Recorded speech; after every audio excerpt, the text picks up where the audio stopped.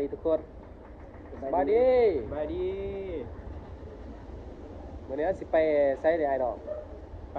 ปากซองเนาะปากซองแดนนาวบ่แม่นเลยโอ้เป็นวัดเดี๋ยวได้ปากซองแดนนาวโอ้มันยากลมแห้งวันนี้ลมแห้งลมแห้งลมบริคุบมีแต่ลมแน่บ่ได้ครบ A few moments later ตอนนี้กำลังสิไปเนาะไอ้ดอกเฮาเนาะไปออกเดินทางได้มันกำลังไปปากซองเนาะปากซองแดนหนาวสิไปจังได๋ไปเบิ่งกันเด้อบ่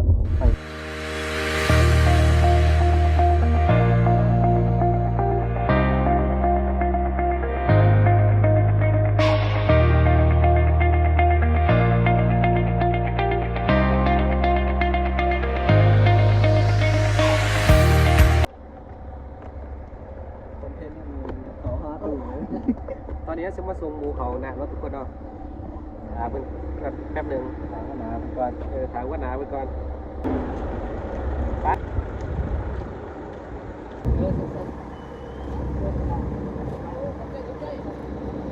เอาประตูนี่ตอนนี้เรากำลังสิเดินทางเนาะ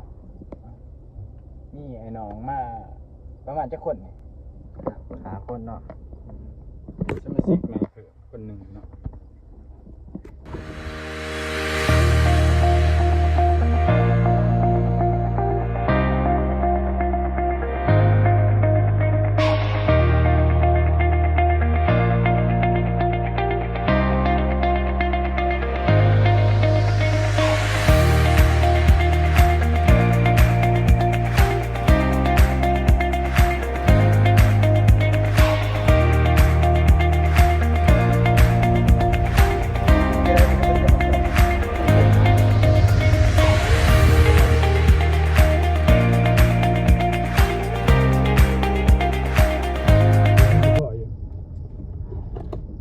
เก็บหาครับตอนนั้น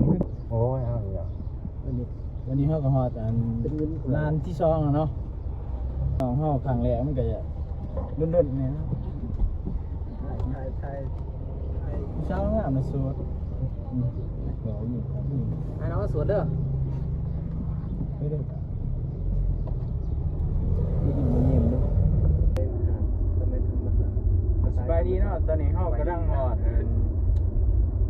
ครึ่งทางแล้วเนาะจะได้กับฮับซุปฮับฟังกันนะเนี่ย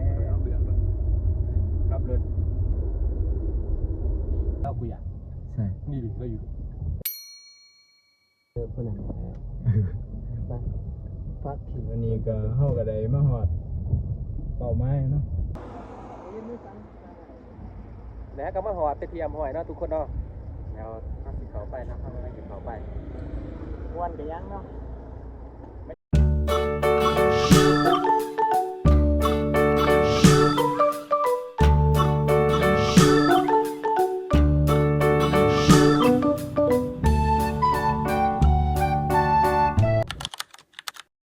ก่อนอื่นก็สบายดีเนาะเจ้าของหาดเนาะพวกน้องนี่มาแต่สาขาการตลาดอาจารย์ได้มอบไม้มาให้ว่าให้เฮ็ดแบบกิจกรรมน้องเองซื้อวิไสสัญญวงศ์ซื้อดินซื้ออาสังเนาะส่วนน้องเองซื้อเอื้อนขมุลอดน้องซื้อว่ากระดาบุตรเสียงเราน้องซื้อว่าเท้าตัวหน่อยขนมบานก็ได้ซื้อว่าโศกไส้โยโซภาเนาะซื้อหลินซื้อว่าหมีเอิ้นว่าหมีก็ได้ครับยินดีทีใดฮู้จักพวกน้องทุกคนด้วยเช่นกันน้องก็ยินดีที่ได้ฮู้จักคนดีวันนี้น้องอยากมาถามที่ไปที่มาหานนี่จุดเริ่มต้นนี่มาจากไสจุดเริ่มต้นของห่านมันต้องย้อนไปตั้งแต่ประมาณ2020คือช่วงนั้นเฮ็ดห่านเป็นห่านน้อยๆขึ้นมาเพื่อว่าขายหมักใหม่ตามฤดูกาลโดยเฉพาะเป็นหมักทุเรียนอย่างจังซี่เนาะ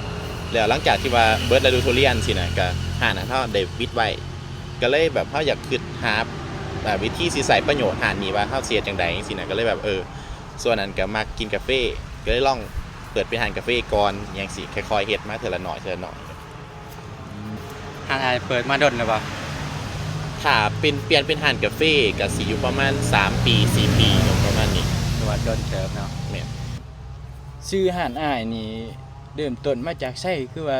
ได้ชื่ออันม่วนแล้วก็คล่องแท้ คำว่าวีคเอนเนาะวีคเอนมันหมายถึงแบบวันพักหรือว่าวันเสาร์อาทิตย์เนาะคือที่อยู่แต่คือช่วงแรกที่ว่าเปิดหาหันแม่นช่วงที่ว่ายังเรียนอยู่มจอยู่ศึกษาศาสตร์แหละช่วงนั้นแต่กำลังเรียนอยู่ปี2หรือปี3ประมาณนี้ก็เลยมีเวลาว่างแต่เสาร์อาทิตย์แล้วก็เลยเปิดหาแต่ช่วงนั้นก็เลยตั้งชื่อว่าวีคเอนคาเฟ่สินะ ปัจจุบันนี้อ้ายก็ได้เปิดปกติอยู่บ่ แม่นเดี๋ยวนี้บ่ได้เปิดแต่เสาร์อาทิตย์แล้วเปิดทุกๆวันตั้งแต่วันจันทร์ฮอดวันอาทิตย์เพราะว่าหลังจากที่เรียนจบมาก็เฮ็ดห่านนี่เต็มโตเลยสินะแล้วก็ได้เปิดทุกๆวันเลยตั้งแต่8:00 นฮอด7:00 นตอนแรก5:30 นตอนแรกเลย โอ้แสดงว่าเวลาเรียนนี่แม่นเปิดแต่ช่วงเสาร์อาทิตย์ แม่นแต่ว่าหลังจากเรียนจบมาก็เปิดเต็มโตทุกๆมื้อเลย โดย คือว่าเป็นหนุ่มไฟแห้งเนาะก็ว่าได้เนาะ บัดนี้อันน้องอยากถามว่าจุดพิเศษอันคาเฟ่ของอ้ายนี่ลักๆอันแม่นหยังคือว่าลูกค้ามากินเนี่ยติดใจซิกเนเจอร์ อาจสิมีอยู่2ส่วนเรื่องรสชาติเนาะเรื่องรสชาติกับเรื่องสถานที่เพราะว่าสถานที่ของเฮาก็บ่ได้อยู่ห่างจากบักเซ่ก็ขับรถประมาณ10 นาที30 นาทีก็ฮอดแล้วสินะแล้วเวลาเข้ามาเนาะเขาก็สิมาแบบหลายๆคนมาเป็นกลุ่มเพื่อแบบนั่งโซกันคือแบบอย่างที่เห็นเนาะมันก็สิมีแบบโต๊ะตั้งเป็นคือแคมปิ้งสิมันก็นั่งแบบสะดวกสบายเลยเขามักมานั่งลิ้นมักมาพบปะหมู่เพื่อนอยู่นี่ แต่เป็นกันเองได้หน่อยอยู่ดีเนาะ แม่นเป็นกันเองเลย ถือว่าช่วงนี้หันคาเฟ่นี่กำลังเป็นกระแสมาแห้งสำหรับ แม่น นี้ เห็นวัยรุ่นเปิดหานใหม่หลายอยู่เรื่องคาเฟ่ กลุ่มลูกค้าลักๆของอ้ายหันแม่นพนักงานบ่ได้เรื่องเฮียน กลุ่มลูกค้าหลักๆก็คือเป็นอายุระหว่าง ม.ปลายเนาะม.ปลายฮอดช่วงกลางๆซ้ำแบบ30-35สิเพราะว่าคือเบิ่งจากสไตล์การแต่งหานแล้วมันสิสอดคล้องกับกลุ่มวัยรุ่นหลายกว่าเป็นกลุ่มวัยรุ่นที่ว่ามักในสไตล์แนวนี้แบบบ่ได้หรูหราแต่ว่าเฮาสามารถแต่ง แต่งหานให้มันเข้ากับธรรมชาติสิแบบมากินคาเฟ่ในสวนกาแฟสิ หรือว่ามาพักผ่อนอัน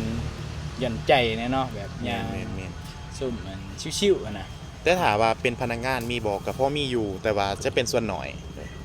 เพราะว่ายุคเขตนี่มันสิบ่ได้มีสำนักงานหรือว่าบ่ได้มีของการอหย่างสิเนี่ยก็สิเป็นกลุ่มวัยรุ่นส่วนหลาย ห้านอ้ายนี่ต่อไปนี่อยาก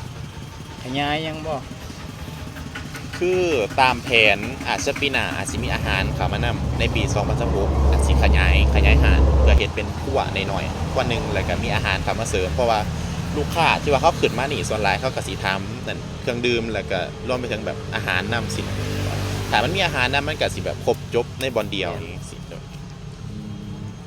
แบบว่าบ่ต้องไปไสให้ไกลเนาะ แม่น กิน ก็ อ คื ยู่ อ วันเดียวสบายใจเด้อ ก็คือมาหลินปักซองมาแวะกินกาแฟมากินข้าวอยู่นี่แล้วคือไปหลินต่อได้เลยสบาย ที่ว่าเป็นเอาเป็นว่าจุดตั้งรักเลยก็ได้เนาะ แม่นเพราะว่าอยู่นี่ขึ้นไปตาดเนื่องตัดฟ้านก็ห่างกัน5 ลัก6 ลักสิประมาณนี้กิโล10 นาทีก็ฮอดสิจุดเริ่มต้นเลยในการเที่ยวปักซองหรือบ่บางคนก็เขาสิมาแวะนี่ก่อนตอนเช้าแล้วก็ขึ้นไปเที่ยวแล้วก็จังกลับบัดเดียวหรือว่าบางคนก็ไปเที่ยวก่อนแล้วจังมาแวะนี่ตอนแรกก็มีกัน แขกคนต่างประเทศหลายบ่ครับ ต่างประเทศมันสิเป็นซีซั่นก็คือช่วงนี้ช่วงเดือน11 12สิมีแขกต่างประเทศหลายแน่ส่วนหลายหันสิเป็นพวกที่ว่าขับรถจักรเที่ยวเองแต่ถ้าเป็นกลุ่มทัวร์อหยังหันยังบ่ค่อยมีแต่ว่าเน้นๆกับคนเฮาเองนี่แหละคนลาวคนไทยก็พอมีบางส่วนอยู่แต่ว่าหลายสุดกับคนลาวเอง เพราะว่ามันเป็นแบบว่าอาหารใหม่คนบ่ทันได้เข้าถึงเนาะ แม่นเพราะบางคนก็ถามมาเข้ามาหาเขาก็ถามว่าเปิดมาจักปีแล้วคือแบบบ่เคยเห็นอหยังจังซี่นะก็แล้วว่าน่าจะแบบมีต้นใหม่มีหยังแหน่ทั้งหน้าหลายๆเขาก็อาจสิแนมบ่เห็นแต่ว่าหลายคนมาแล้วก็มาซ้ำเด้แม่นก็สิแบบมีหมู่ต่อๆกันมาเลยอย่างจังซี่นะอาจสิเป็นแบบปากต่อปากแต่ว่าเขาก็สิมีแบบยิ่งโฆษณาตามเพจตามอีหยังอยู่กับมีตลอดสิ ห้านอ้ายนี่ก็มีโปรโมชั่นดีๆอยู่บ่ โปรโมชั่นแล้วแต่ช่วงคือกันอาจสิมีช่วงที่ว่าเฮามีบัตรสมาชิกเข้ามาสิก็สิได้รับส่วนลดพิเศษหรือว่าซื้อครบจำนวนก็สิได้มีแถมอหยังจังซี่นะหรือว่าตามเทศกาลบางเทศกาลก็สิมีแบบเสื้อ2 แถม 1 3 แถม 1แล้วแต่ช่วง ซื้อครบจำนวนนี่ต้องซื้อเท่าไหร่ต้องซื้อ มันสิเป็นคือแบบคือบัตรสมาชิกมันสิมีอยู่เป็นเกียร์หน่อยใบหนึ่งเนาะและมาทุกเทื่อที่ว่าซื้อ1จอ50สแตมป์ให้1อันและครบอยู่10กาเขาก็สิแถมให้จอกหนึ่งสิอันนี้ก็สิเป็นลูกค้าที่ว่าวนเวียนมาตลอด อ้ายอยากเชิญชวนอันพวกน้องใหม่หรือว่าวัยรุ่น ตอนนี้เคยมาลอง เคยมาลอง ก็อยากลองแนะนำให้ผู้ที่ว่ามักไปคาเฟ่เนาะแต่ว่าเป็นคาเฟ่ในแนวแบบตกแต่งโดยธรรมศาสตร์แล้วก็คนที่มักแคมปิ้งมักต้นใหม่มีหยังจังสิลองมานั่งหลินลองมาซิมกาแฟเบิงหลายคนมานี่อาจสิบ่ได้กินกาแฟอาจสิกินจะพวกชาเขียวหรืออิหยังไปก็ได้จังซี่นะถ้าบ่ได้มีแต่เมนูกาแฟอย่างเดียวแล้วก็สิมีแม่นมีขนมมีหยังจังซี่นะบางคนพาลูกพาหลานมาก็ซื้อขนมได้ สำหรับกาแฟนี่กาแฟในสวนเองบ่หรือว่าไปรับเข้ามา กาแฟของเฮาแม่นมีแรงที่ว่าเฮ็ดผลิตให้แต่ว่าคือสวนที่เฮาเอาน้ำหันเมื่อกี้นี่มันสิมีงานประกวดกาแฟเนาะเราได้อันดับที่1ของประเทศสิเฮาสิเอาจากสวนเขาสิด้วย แต่ว่ากาแฟคุณภาพดีเนาะ แม่นมีคุณภาพดีถึงราคาสิสูงแต่ว่าเฮาก็ต้องเน้นคุณภาพนี่ไว้ก่อน อันอยากฝากอันพวกที่ว่าเขาอยากมาลองมาซีมเบิ่งนี่สิที่ไปที่มาอยู่บ้านใดเมืองไร สถานที่เนาะที่ตั้ง สถานที่ คือหาดของเฮาสิอยู่หลัก33เมืองปักซอง เวลาขึ้นมาแต่ปักเซ่สังเกตง่ายๆมันถ้าสิอยู่โกนขามกับสบายดีวัลเล่ง่ายสุดเลยแต่ว่าถ้าบางคนที่สะดวกเบิ่งใน Google Map แผนที่จังซี่ก็เสิร์ชเข้าไปว่า Weekend Cafe สิมันก็สิขึ้นมาเลยก็มาตามโลเคชั่นได้เลยสบายสะดวกครับแม่น นี่ครับสำหรับสุดท้ายนี้อายอยากฝากหยังบ่หรือว่า2ทางติดต่อ เนาะเฮาก็สิมีเพจ Facebook ชื่อว่า Weekend Cafe เนาะแล้วก็สิมีเบอร์โทร WhatsApp อีหยังก็เข้าไปเอาในเพจได้เลยโดยมีครบเบิดทุกอย่างอยู่ในนั้นรวมทั้งแบบสถานที่ตั้งอีหยังก็ครบไปเลย ก็พวกน้องก็ได้ไปย่างส้มสวนกาแฟอ้ายคร่าวๆแล้วเนาะแล้วก็ได้กินอันกาแฟชาเขียวอยู่ที่ว่าแซ่บหลายเนาะสำหรับมื้อนี้ก็สิมีเพียงแต่เท่านี้นี่แหละจะได้ไผสิมาไผบ่เคยมาก็อยากให้มา มาแว ลอง เนาะ มาชิมเบิ่งมาแวดินก็ได้เนาะเพิ่นก็เป็นกระเด้ง แม่ ว่าซั่นซะ มานั่งหลินว่าโซน้ำแดง เนี่ย ท่านี้ก็ขอบใจทางอายเพิ่นเนาะที่ว่าสละเวลามานั่งให้ข้อมูลดีๆทางพวกเฮาเนาะ โดยยินดีใครอยากสัมผัสมาหอมหนาก็ได้ตามสะดวกเลยยินดีเสมอโดย โดยขอบใจ ขอบใจ